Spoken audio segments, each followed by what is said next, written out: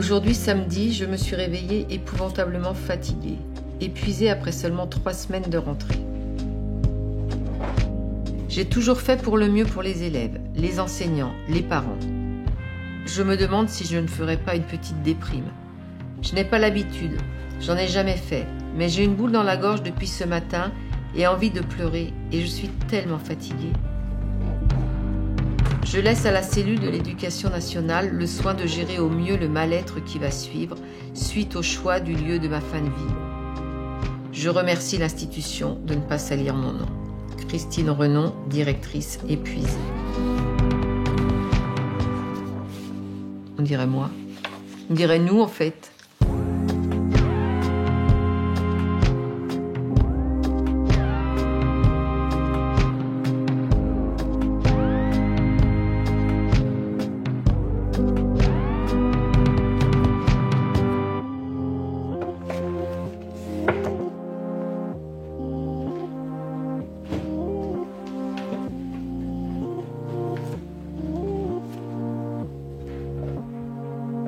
Mon premier jour de classe, je suis arrivée et je me suis dit, mais en fait, je suis hyper timide, je n'ai pas confiance en moi, j'ai peur de parler en public, qu'est-ce que je fais là?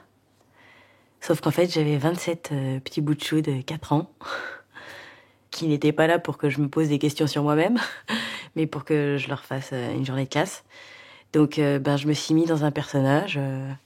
Comme au théâtre, t'es dans ton personnage de maîtresse, faut que tu sois sérieuse quand ils font des bêtises alors que t'as envie d'éclater de rire et c'est un personnage et d'être dans un personnage, ça permet de prendre confiance et de petit à petit devenir ce personnage. Je suis devenue maîtresse en étant maîtresse en fait. Alors ce métier, en fait, je crois que je l'ai aimé tout de suite, en fait. J'avais vraiment le sentiment d'être... d'avoir accédé à un métier valorisé, valorisant, ce qui était le cas à l'époque.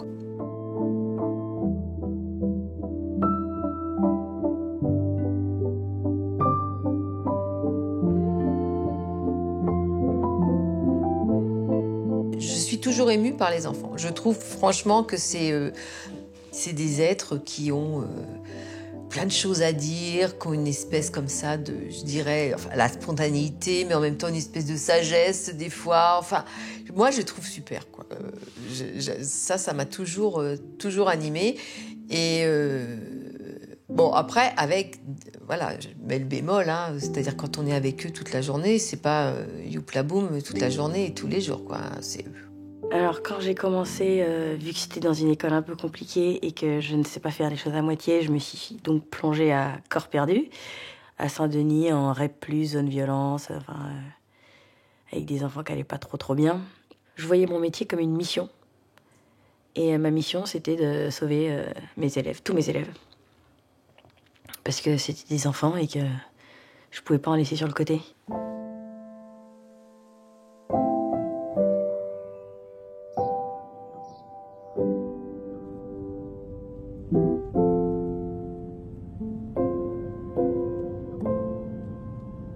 Au bout de 5 années de remplacement, je suis arrivée dans une petite école avec 3 niveaux de classe dans ma classe et en plus la charge de la direction d'école. Mais j'étais heureuse parce que j'avais ma classe. Donc j'allais pouvoir faire des projets à plus long terme et me dire je suis vraiment maîtresse dans cette classe. J'ai eu la chance en plus que la collègue qui travaillait dans cette école soit une de mes amies. On est arrivées toutes les deux en même temps dans cette école.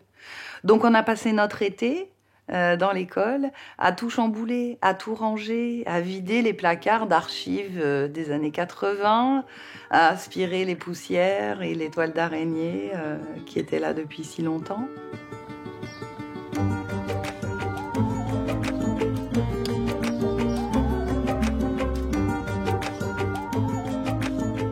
J'ai eu des élèves pendant 3 années de suite. Je les ai vus grandir.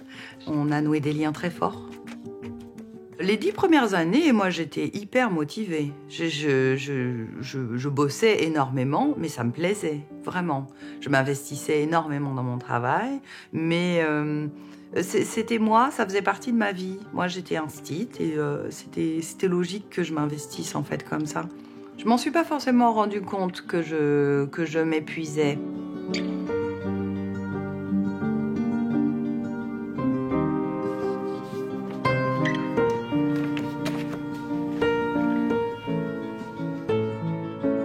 J'avais une vision très bisounours, pâquerette de l'enseignement. Pour moi, c'était des gens gentils qui travaillaient le temps que les élèves travaillent et qui ensuite rentraient chez eux et avaient des longues soirées pour faire plein de choses et des vacances tout le temps et c'était formidable. Et en fait, ce n'est pas du tout ça. Moi, c'est pas ça. Moi, j'arrive très tôt à l'école, je pars très tard, je me fais mettre dehors par la gardienne et mes vacances, je les passe à l'école à préparer la période suivante ou derrière mon bureau à faire le bilan de ce qui a été fait, qu'est-ce qui a été compris, qu'est-ce qu'il faudrait que je revoie, qu'est-ce que je pourrais mettre en place différemment pour que ça marche mieux.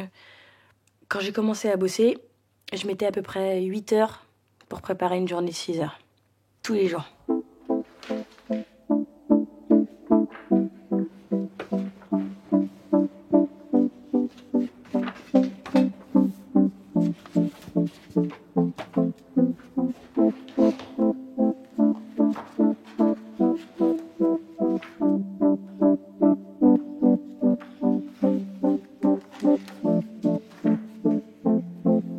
On passe avec eux toute la journée, toute la semaine, toute l'année, parfois plusieurs années. Il y a des jeunes que j'ai accompagnés pendant 4 ans. Tous les jours, ça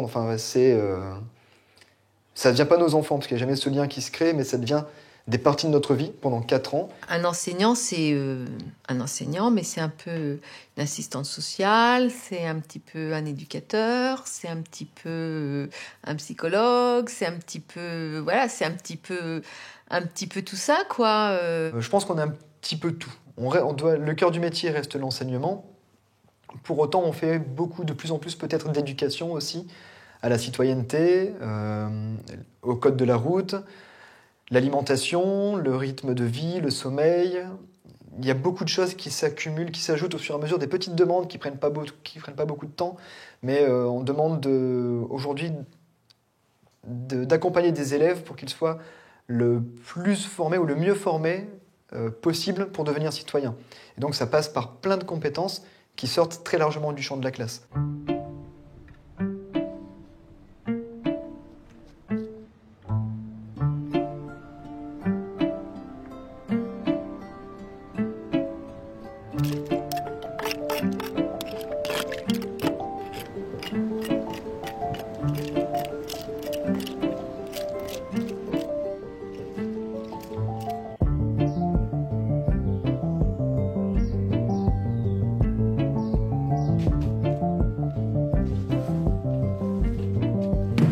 Moi, j'ai rapidement été directrice d'école au bout de 4 ans d'ancienneté, en fait. Et la particularité de l'enseignant-directeur en école primaire, c'est que du coup, il va être à la fois enseignant et directeur en même temps.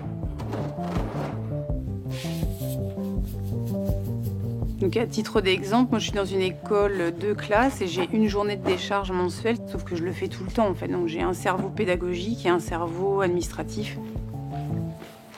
C'est vraiment un millefeuille, un agrégat de missions, même au niveau de la sécurité, Vigipirate. Il faut être un pro, c'est-à-dire que moi, on m'a jamais formé à détecter une fuite dans une gouttière.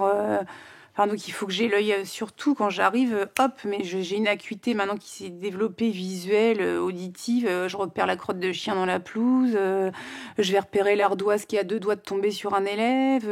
Il n'y a pas d'anti-pince-doigt. Il faut que je dise à la municipalité d'installer un anti-pince-doigt. Là, il y a un toilette qui fuit, donc il faut que je textote ou j'envoie un mail à la mairie pour dire il y a un toilette qui fuit.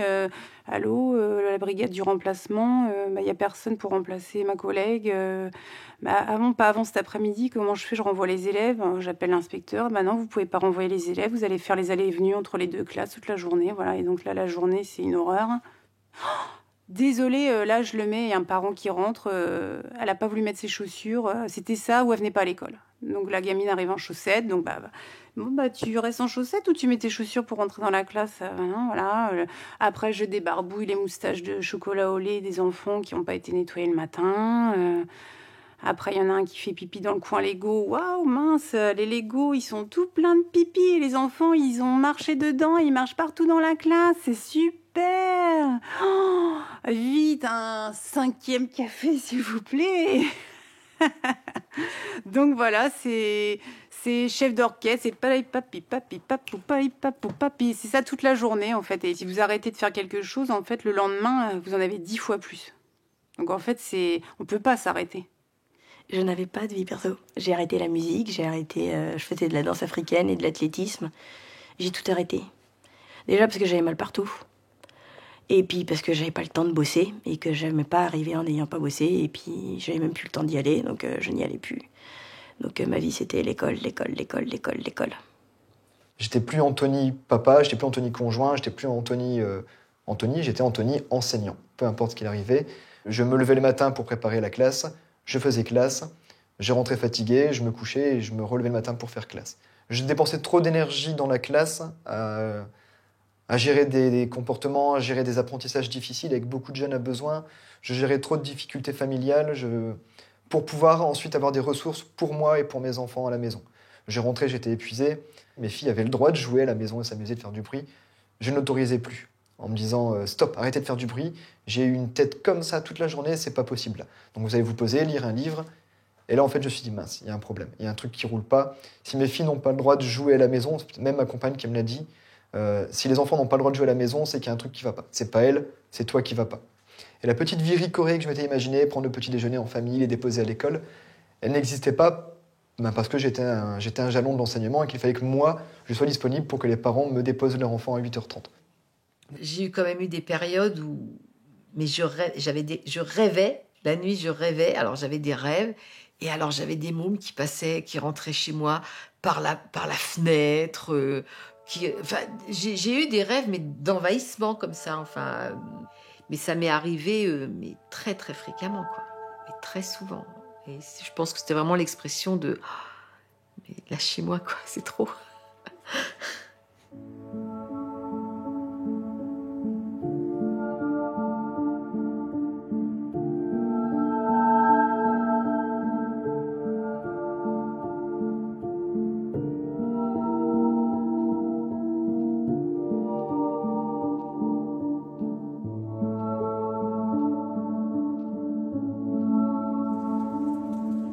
C'est au bout de ma 10e ou 11e année d'enseignement que j'ai senti que je m'épuisais et il y a eu un gros changement dans mon équipe. Ma collègue en place avait choisi de partir enseigner au Québec et donc de faire un échange de poste avec une Québécoise.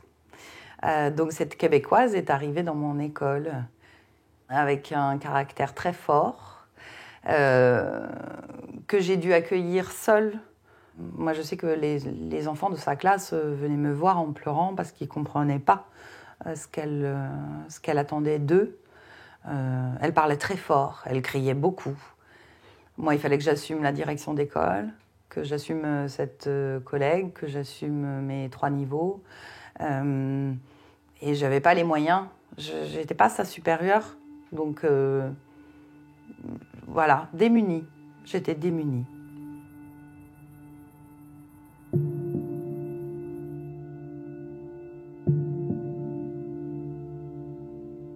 Et ça a été une descente aux enfers, en fait. J'ai tenu, parce que quand on est instit, on tient. Et j'ai tiré beaucoup trop sur la corde. J'ai passé 15 jours à aller à l'école en pleurant tous les matins. Et puis j'étais mal dans ma classe, quoi. J'étais mal avec mes super élèves qui étaient là depuis 3 ans, que je connaissais bien.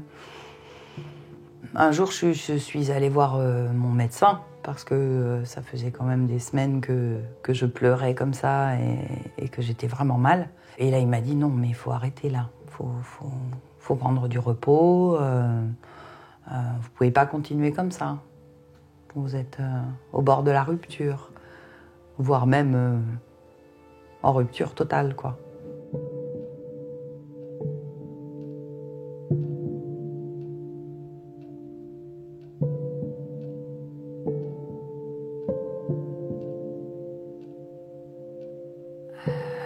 J'ai demandé des solutions, en fait. Quelles solutions étaient possibles voilà, qu'est-ce que l'administration pouvait faire pour me venir en aide. J'avais pas envie d'arrêter de travailler, j'avais pas envie de laisser tomber mes élèves, en fait. Vraiment pas. Et la hiérarchie, mon inspectrice que j'ai eue au téléphone début mars, elle m'a dit « Oh, mais vous inquiétez pas, on va pas vous laisser comme ça. On vous rappelle. » Ils m'ont jamais rappelé.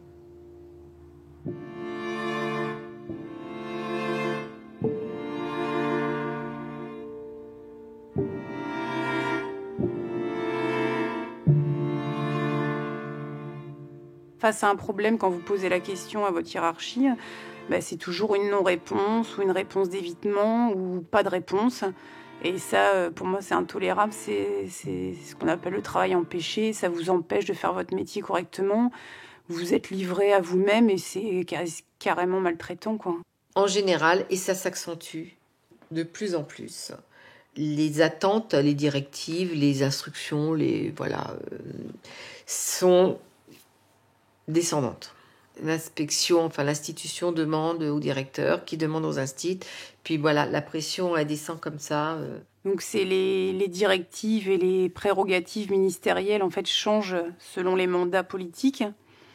Et puis, je dirais que ce qui reste permanent, c'est le fait qu'on consulte jamais les enseignants et qu'on leur balance comme ça des lois et des directives avec des thématiques fortes dans lesquelles il faut s'engager, des projets d'école dans lesquels il faut s'engager, des réformes qu'il faut mettre en place, des réformes qui sont lourdes de conséquences en termes d'emploi du temps des élèves, en termes de rythme des élèves, en termes de...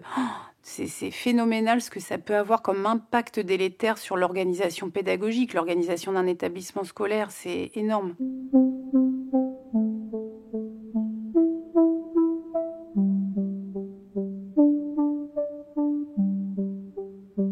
En 2013, j'ai connu une crise professionnelle au moment de la mise en œuvre de la réforme des rythmes scolaires à Paris. Toute l'année précédant cette réforme, il y a eu des grèves à 99% de grévistes à Paris. Enfin, des choses qui n'existent jamais, quoi. Et donc, on s'était battu, on a perdu. Et on était très, très contrariés quand même dans les écoles parce que c'était vraiment une réforme qui remettait en cause quand même le fonctionnement des écoles. Alors, un recrutement de gens, d'animateurs non formés, enfin, c'était... au début, c'était n'importe quoi. C'était le 13 septembre, vendredi 13 septembre, je sors de mon bureau, c'était la sortie de 16h30. Il avait plu, le carrelage était glissant sous le porche. Je sors un peu précipitamment, je ne sais plus ce que je devais faire. Et là, je glisse et je me mets la jambe dans la chambranle de la porte de mon appart. Et voilà, et je me retrouve par terre. Et là, j'ai entendu clac.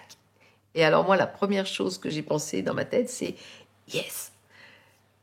La mise en place des rythmes scolaires se fera sans moi dans cette école. Mais j'étais tellement soulagée de ne pas aller à l'école, là. Mais c'était un truc de fou, j'avais jamais vécu ça de ma vie. Et donc, après j'ai moins rigolé quand même, parce que une double fracture tibia, péroné déplacé, avec la tige et les vis... et donc, je reste persuadée que cet accident, moi j'ai jamais eu d'accident de ma vie, en fait, je suis jamais malade, et cette réforme, c'était, je crois, la réforme de trop, et ça a été la manière de me retirer, de me retirer du jeu.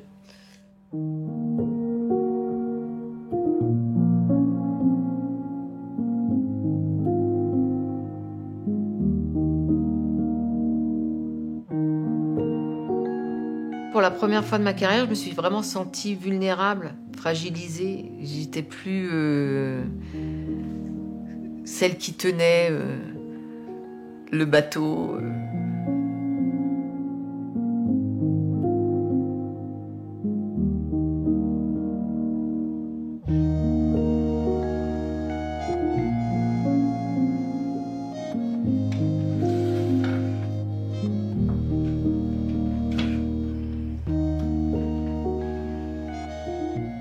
De janvier à avril, j'ai pas sorti la tête de l'eau, de mon marasme au quotidien.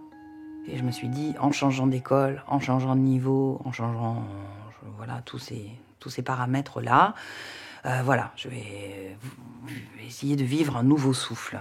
Parce que ça m'animait toujours. J'avais toujours envie d'enseigner. Or, on ne m'a pas permis de reprendre avec ces 2 paramètres-là changés. Et on m'a appelé la veille de la rentrée pour me dire que j'allais faire un remplacement long en CE2, CM1, CM2. Donc avec toutes les responsabilités de classe qui incombent à ce genre de poste. Après 6 mois d'arrêt de travail, personne n'a demandé comment j'allais en plus. Voilà. Et qu'est-ce qui me correspondrait. Si je dis pas de bêtises, l'éducation nationale, c'est le premier employeur de France. Il n'y a pas de direction des ressources humaines. C'est quand même, moi ça me fait rire Les seules personnes avec qui on peut échanger, ce sont nos enseignants, nos collègues, pardon, l'inspection, mais l'inspecteur a un rôle hiérarchique et c'est pas les ressources humaines. J'ai fonctionné pendant 10 ans en tant qu'enseignant sans jamais voir un médecin de l'éducation nationale. On doit normalement entrer en faisant une visite professionnelle. J'ai dû voir mon médecin libéral parce qu'il n'y avait pas de médecin de l'éducation nationale.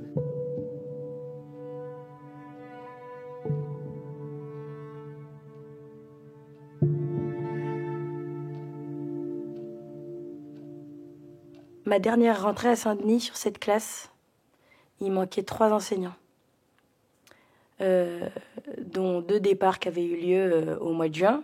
Donc on avait prévenu l'inspection, on leur avait dit il nous manquera du monde à la rentrée. Hein. Non, mais vous inquiétez pas. À la pré-rentrée, personne. Non, mais vous inquiétez pas. Le jour de la rentrée, personne. On avait 50 élèves par classe, de tout niveau. Pour leur rentrée, c'est quand même un jour extrêmement important pour un enfant. En moyenne, en Seine-Saint-Denis, un élève, il a 1 an de scolarité en retard à cause des absences non remplacées. Je pense que si les salaires étaient plus attractifs, il y aurait plus de monde. C'est sûr. Pourquoi est-ce que les cadres, ils ont des salaires hallucinants? Parce qu'ils ont 15 personnes sous leur responsabilité. Moi, j'en ai 25 et c'est des enfants. Il n'y a pas un problème quelque part? Vous travaillez avec des adultes autonomes qui sont toute la journée à leur poste. Moi, je suis toute la journée avec 25 gamins qui sont incapables de se gérer 5 minutes seuls. Je n'ai même pas le droit de les laisser 5 minutes seuls. Je suis avec eux de 9h du matin jusqu'à 16h30 avec juste une pause déjeuner pendant laquelle on est en réunion. Je n'ai pas de pause, en fait. Voilà. Donc oui, je suis en vacances tout le temps, mais en fait, pendant mes vacances, je travaille. Et mes journées sont 2 fois plus chargées qu'une personne qui travaille dans une entreprise. Mais à part ça, je suis flemmarde et en plus, je râle.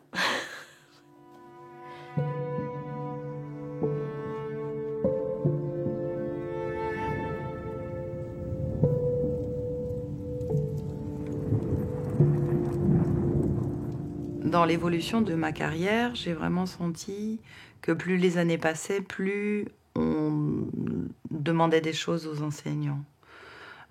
De faire toujours plus, d'enseigner telle nouvelle matière, d'être performant dans telle chose, être attentif à tous les cas de figure des enfants, tous les handicaps possibles, comme si on nous demandait de plus en plus, mais par contre, sans mettre de moyens à notre disposition pour pouvoir faire ça, voire en retirant des choses qui étaient très utiles, comme les RASED, les réseaux d'aide spécialisés pour les enfants en difficulté. Moi, j'ai vu ça, j'ai vu les choses se déliter complètement. Depuis que la loi 2005, depuis la loi d'inclusion scolaire, tout enfant a le droit à la scolarité. Sauf qu'il y a des profils d'enfants qui arrivent dans les écoles qui sont de plus en plus complexes, qui avant étaient scolarisés en IME, en ITEP, dans des structures en fait d'éducateurs spécialisés. Vu que les dossiers sont très lents à être traités, je reste en général 3 ans avec un élève ou plusieurs élèves sans aide humaine. Mais il y a toujours cette petite voix qui dit qu'on ne fait pas suffisamment bien. Parce qu'on peut faire tous les efforts du monde, on reste humain et surtout on reste seul face à un public de 12, 15, 20, 30 élèves parfois. Et plus il y a d'élèves, plus il y a d'histoires singulières, collectives, plus il y a de difficultés, plus il y a de besoins. Et à un moment donné, on se retrouve écartelé. On doit faire le choix En tout cas, c'est comme ça que je l'ai vécu. On doit faire le choix de pouvoir accompagner le plus grand nombre, et c'est là la demande institutionnelle, mais on ne peut pas abandonner l'individu dans ses difficultés.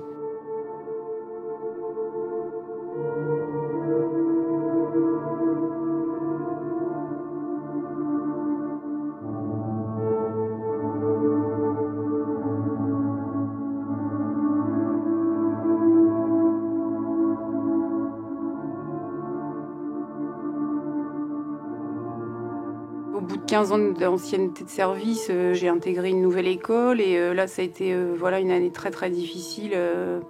Il y avait un enfant qui hurlait, qui était assez explosif en classe, en cours de récréation. Il se mutilait. Il avait un comportement extrêmement violent avec tout ce qui passait, quoi. Je veux dire, c'était les coups de pied dans les cartables, les coups de pied sur les copains, les insultes. Ça mettait à mal vraiment toute la vie de classe, tous les enfants. Enfin, il y avait des enfants qui faisaient des cauchemars, qui voulaient plus venir à l'école. Octobre dans l'année, en fait, l'enfant me dit à la maison, papa, il me donne des coups de poing et ça coule le sang, ça pisse le sang. Le père était agressif, tendu, la maman aussi, assez tendue et agressive. Et du coup, j'avais aussi peur de leur réaction à l'égard de leur fils. C'est-à-dire que quand je disais que ça allait pas, en fait, j'avais peur qu'il se fasse taper, en fait, tout simplement, ou qu'il se fasse brutaliser. Et puis, vous alertez votre chef de service. Et là, je pense que ça a été vraiment la grosse blessure, la grosse claque, la grosse gifle. Je faisais des appels au secours écrits, téléphoniques et par mail. Et j'ai pas eu de réponse institutionnelle, d'aide.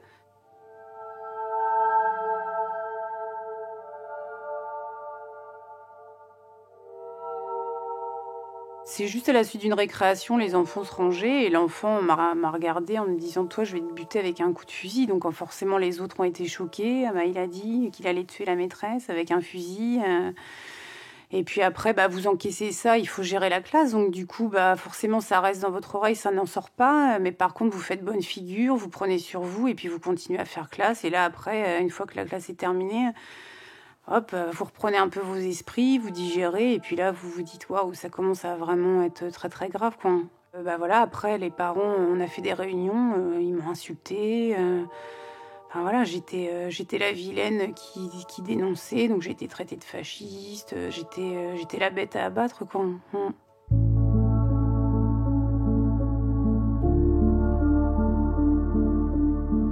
Je me suis sentie carrément abandonnée et...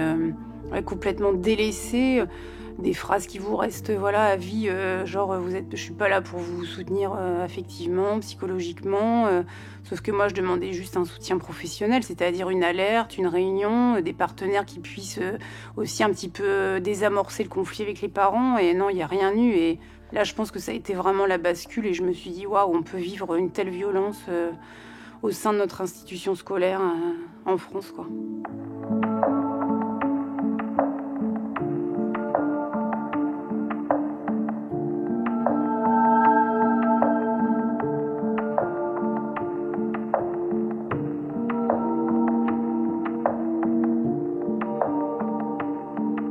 Petit à petit, vous vous épuisez, vous dormez plus. Les premiers symptômes, ça a été les insomnies, en fait, la perte de poids, les insomnies. Et puis après, c'est comme un portable que vous essayez de rebrancher qui se recharge jamais, en fait. Donc vous n'avez plus du tout d'élan vital, en fait. Donc là, vous consultez un médecin qui vous dit que c'est un burn-out et il faut absolument un traitement médicamenteux pour refaire... refaire les hormones du cerveau, quoi, en fait, refaire la batterie cérébrale.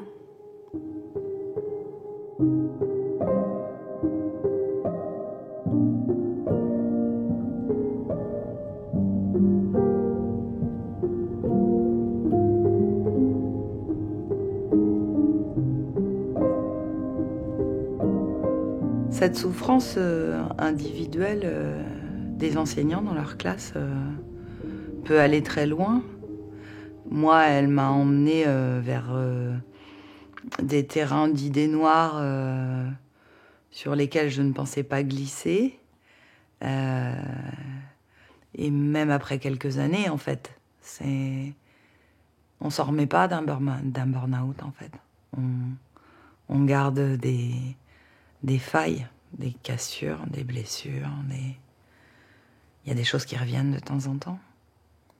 Comme l'institution vous dit tout le temps que vous êtes le responsable, à un moment donné, vous dites « je fais pas face, j'y arrive pas, je suis paumée, c'est moi qui dois me remettre en compte ». Donc, pof, les mecs, c'est je me pends ou je me fusille. L'inspectrice a dit surtout, faut pas en parler, faut pas dire qu'il s'est suicidé. Sauf qu'il avait une classe difficile, il était à 2 ans de la retraite et oui, il s'est tiré une balle dans la tête. Ouais. Il y a une omerta sur le suicide, les dépressions, les burn-out dans l'éducation nationale. Je pense qu'on est à peu près au même niveau que les policiers. J'ai été longtemps, je suis responsable de la permanence dans un syndicat, je réceptionnais les appels téléphoniques et il y a énormément d'enseignants qui sont sous antidépresseurs, anxiolytiques, somnifères. En fait, c'est le bouquet, c'est la trousse de secours actuelle de l'enseignant.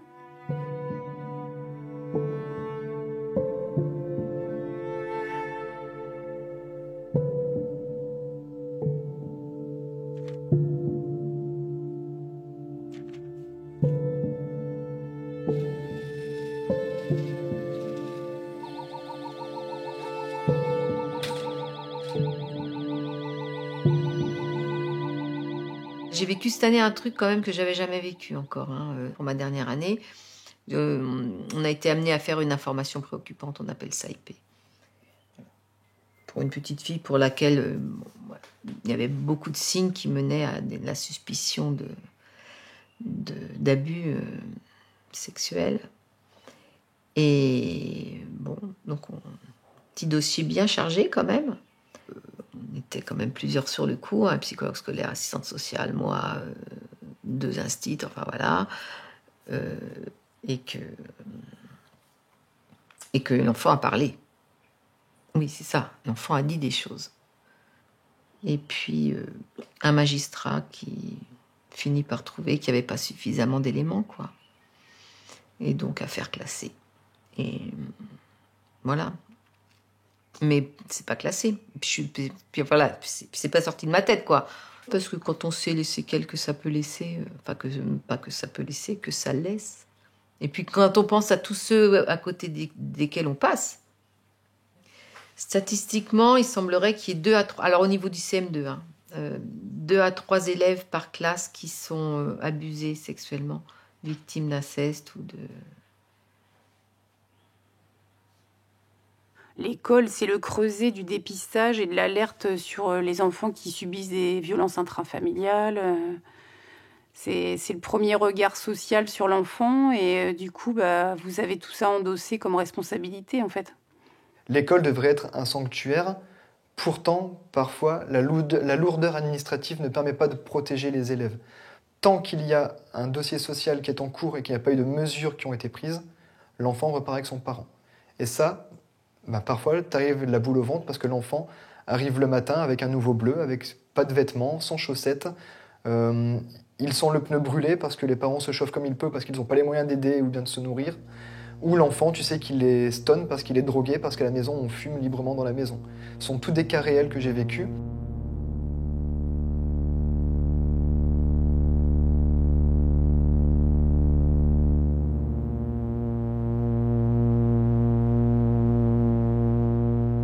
En 2013, j'étais à Saint-Denis pour ma 3e année. À cette époque, l'été, je faisais un stage de musique. C'était un peu ma semaine de vacances que je m'offrais. Et je regarde mon téléphone en sortant d'une de ces superbes soirées. Et je vois que j'ai un message d'un collègue. Et là, en fait, son message, c'était que j'avais un élève qui s'était fait renverser et qui était peut-être mort. Il faisait partie des élèves qui habitaient dans l'hôtel social à côté de l'école. Et donc, comme il n'avait pas de jardin pour jouer, il jouait dans la rue. Et son ballon est parti sur la route, il a voulu le récupérer, il s'est fait écraser. Et donc tous ses camarades étaient présents et ils l'ont vu. Et à la rentrée, ils étaient très mal, donc on en parlait pas mal. Et donc les débuts d'année étaient très laborieux. On travaillait peu, on parlait parce qu'ils étaient pas bien. Ils disaient, dès que je ferme les yeux, je vois sa cervelle par terre. Donc c'était pas facile. Et puis moi, j'essayais d'être là pour eux parce qu'ils n'avaient pas eu le droit à une cellule psychologique proposée par l'Éducation nationale puisque ça ne s'était pas passé sur le temps scolaire, donc ça ne les concernait pas. Et donc, le seul moment où ils en discutaient, c'est quand on était en classe, assis ensemble en cercle et qu'on discutait, quoi. Et moi, j'avais jamais été formée à ça. Et c'était un élève que j'aimais énormément, donc c'était pas facile. Mais je tenais parce qu'il fallait que je tienne pour mes élèves qui avaient rien d'autre, en fait. Donc, j'ai tenu toute l'année suivante. Et c'est à la rentrée de l'année d'après que j'ai craqué. J'ai craqué et d'abord, je pleurais chez moi. Puis je pleurais à midi. Puis je pleurais en récréation. Et le jour où j'ai fait classe avec mes lunettes de soleil, je me suis dit, là, tu viens pour occuper tes journées parce que t'es pas bien, mais là, tu vas leur faire du mal. Faut que t'arrêtes. Et du coup, je me suis fait arrêter. Et je me suis fait arrêter 6 mois. Et j'ai commencé à prendre des médicaments, à voir un psychiatre toutes les semaines, 2 fois par semaine. J'étais très très mal pour mes élèves qui ne s'est rien proposé. Et je me sentais responsable et coupable du fait que l'éducation nationale, dont je fais partie, ne leur propose rien. J'étais extrêmement mal de ça. Je pense pas que ce soit ça qui... je pense que c'est une goutte d'eau supplémentaire, très importante, mais que c'est juste une des gouttes d'eau de tout ce qu'on subissait en tant qu'enseignant dans le 93 depuis des années, qui ont fait que là, j'ai pété un câble.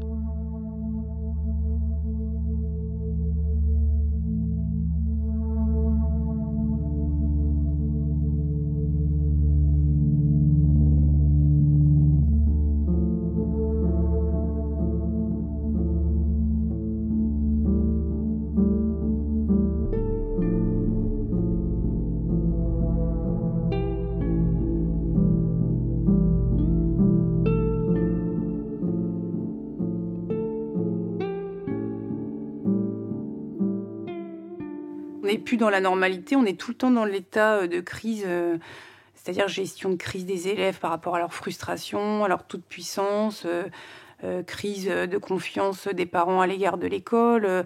Et du coup, on est toujours en train de gérer un peu une situation de crise. Et puis alors là, le bouquet, c'est la crise sanitaire. Donc du coup, voilà, c'est le pic. On est dans un pic. Pour moi, l'école, elle est en crise depuis une bonne dizaine d'années. Ouais. Une bonne grosse crise qui s'installe et qui est vraiment dévastatrice. Ouais. On l'a vu pendant le confinement, les 2 piliers sur lesquels on s'est appuyé, c'est l'école, pour que la société continue de fonctionner, et les hôpitaux, pour nous soigner et nous permettre de continuer de vivre. Sauf que les enseignants qui se suicident, les jeunes qui se suicident, les enseignants en dépression, les personnels hospitaliers en dépression qui se suicident également, si on ne prend pas en compte ces indicateurs, les 2 piliers vont s'effondrer et il ne restera pas grand-chose. Et les réponses sont simples, les réponses sont politiques et budgétaires, je pense, tout simplement.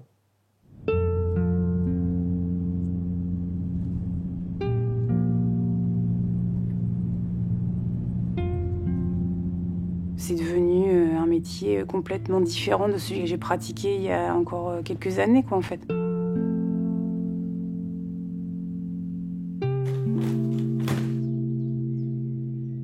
Je me disais, c'est pas possible que ce soit devenu comme ça, en fait. Et du coup, je voulais tenir aussi pour ma fille, pour payer ses études, continuer à payer ma maison.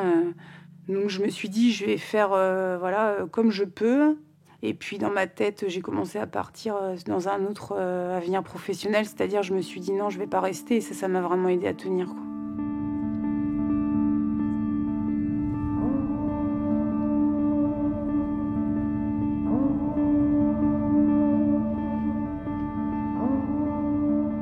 Il y a eu plusieurs petites amorces de déclencheurs qui m'ont amené à démissionner. La première, c'était le fait que je ne pouvais pas faire ce que je souhaitais, pas au point de vue individuel et égoïste, mais je ne pouvais pas faire ce que je souhaitais pour pouvoir accompagner au mieux les élèves. Des élèves qui sont sur liste d'attente pendant des années pour avoir le droit à des moyens humains ou des moyens de compensation. À mon sens, c'est pas légitime. On peut l'entendre quand on réfléchit en termes d'organisation, en termes de société, d'entreprise, peu importe le nom qu'on y donne. Au point de vue humain, on ne peut pas l'entendre. Et moi, en première ligne, comme les enseignants en première ligne, quand on ouvre la grille, on n'est pas derrière une enveloppe budgétaire, on n'est pas sur un tableau Excel, on n'est pas en train de réfléchir à quel budget on va allouer à quelle école ou à quel bassin. On est avec des enfants qui sont en souffrance et des parents qui sont en souffrance. Et à un moment donné, c'est nous qui sommes en face, qui passons pour responsables et à qui on demande de rendre des comptes.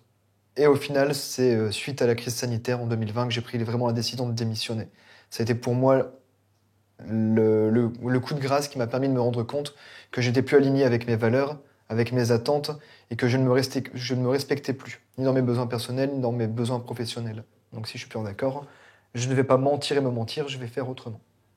Et en fait, c'est une réalité. Quand on est enseignant, on ne peut pas démissionner. On fait une demande de démission qui peut être refusée ou acceptée.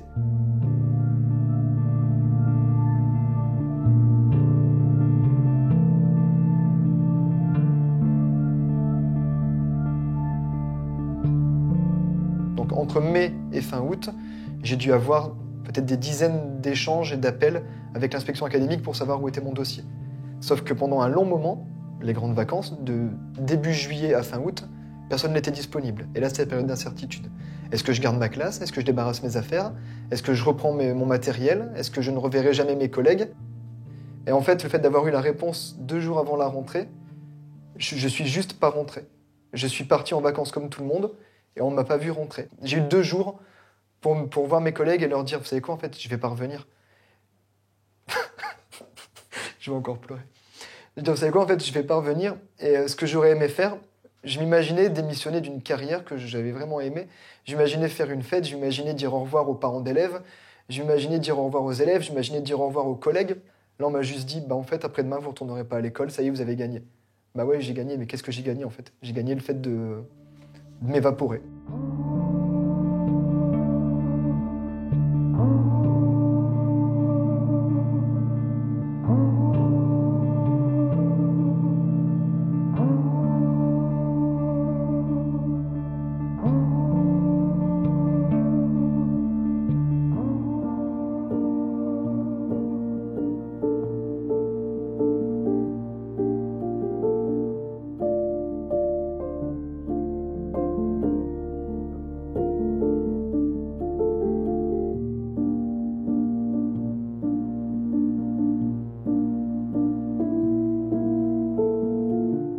Quand ça s'est arrêté, quand je n'ai plus été capable d'aller en classe, je me suis rendu compte que je n'existais pas autrement qu'en étant instite.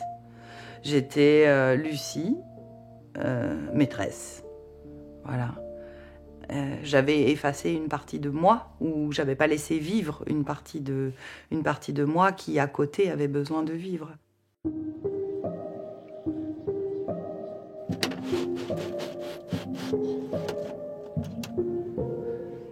Aujourd'hui, donc, je suis dans la région de Montpellier. Je travaille dans un magasin atelier d'accordéon.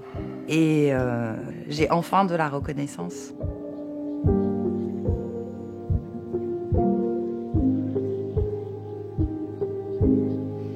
Je pense que si on m'avait laissé l'opportunité de changer de classe quand j'en avais besoin, j'aurais continué à exercer. Parce que ce métier-là, c'est un métier que j'aime toujours. Et qu'il me fallait juste un petit coup de boost, un petit coup de pouce pour me permettre de me renouveler, de changer de contexte. Donc oui, j'y serai encore, certainement.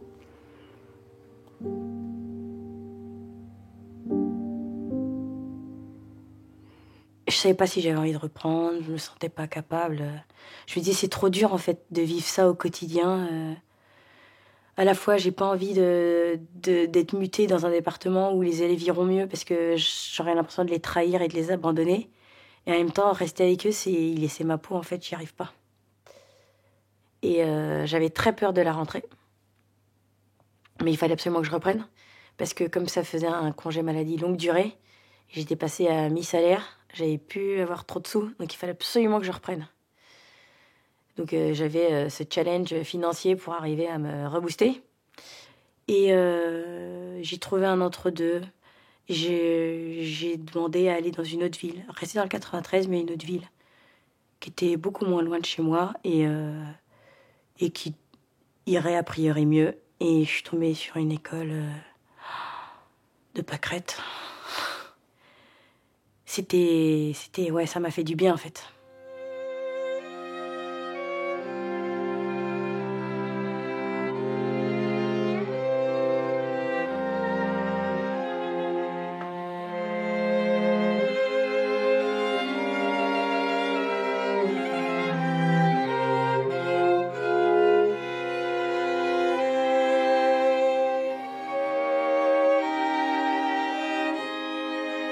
Je suis toujours complètement passionnée par mon métier.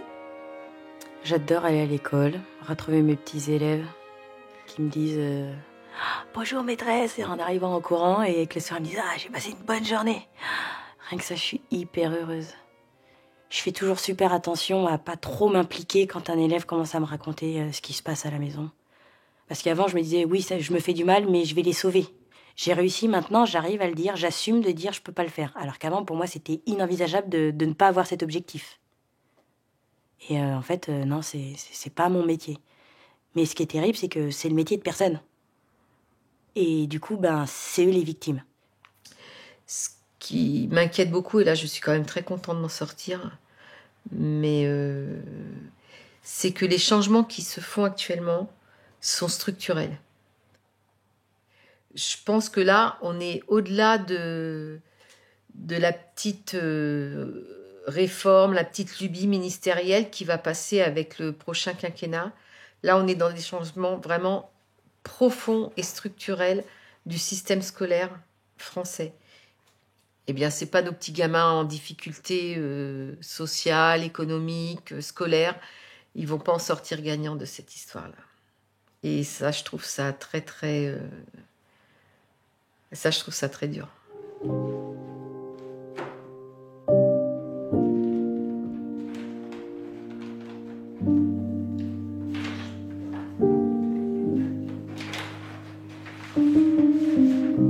Là, je termine ma dernière année scolaire. Je prends ma retraite après donc avoir commencé en 82. J'étais au bureau jusqu'à ce week-end. Hein. J'arrivais pas. Enfin, c'était difficile. C'est difficile, hein, c'est un cap. Hein. Mais bon, je suis prête quand même. Mais je voudrais pas. Là, en même temps, je suis très très soulagée de pas reprendre. Lorsque j'ai fermé le bureau, là, pendant 3 jours, que j'ai eu ma remplaçante, une journée entière et tout, j'ai tout laissé nickel, bien préparé, enfin bon, bref. Et en même temps, je prenais un pied à préparer les trucs en me disant « Oh, mais c'est pas moi qui vais gérer ça l'année prochaine, quoi. » Enfin, je suis quand même... voilà, je suis prête à partir, contente et tout, mais en laissant... Voilà, enfin, c'est toute une vie, quoi.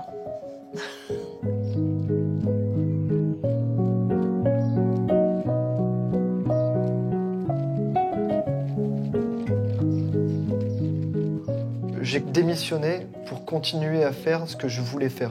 Et donc en fait, j'ai juste changé de train. Je fais la même chose en tant qu'enseignant spécialisé psychopédagogue en dehors de l'éducation nationale.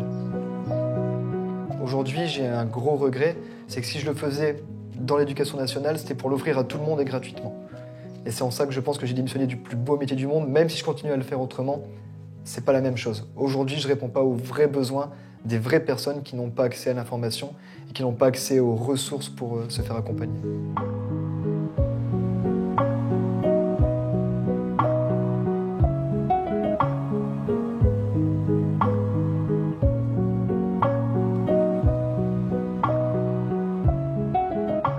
Je compte les heures, franchement, je compte les heures et je me dis, ça y est, ça va être la dernière récré, ça va être la dernière récré, et là, ça va arriver, c'est un peu comme un accouchement. Hein.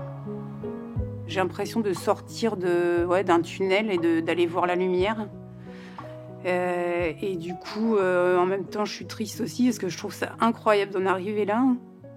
Ouais, je suis triste parce qu'en fait, je sais par exemple qu'à la rentrée, les collègues, ils vont morfler encore, en fait. Tous ces enseignants qui souffrent, mais je me dis, c'est la France, ça, c'est l'école républicaine, elle est devenue ça. Je me dis, mais tous ceux qui continuent, quoi. Tous ceux qui continuent, c'est des héros, en fait, c'est des héros, mais les héros, ils ont qu'une vie et ils vont s'arrêter à un moment donné. Ils vont s'arrêter parce qu'ils vont tous devenir malades, en fait, c'est pas tenable, en fait. Enfin voilà, je veux plus appartenir à ce système qui banalise et qui fait croire que ça va bien alors qu'en fait on est en train de bousiller des humains qui s'occupent d'autres humains, et c'est pareil pour le milieu médical, hospitalier, tous ceux qui s'occupent des personnes âgées, qui s'occupent des soins palliatifs, qui s'occupent de la maladie, c'est pas du tout valorisé dans notre métier et ça me fout en l'air quoi, et je veux justement je veux écrire, je veux témoigner pour dire que c'est plus possible quoi, c'est le contraire d'une société humaine en fait.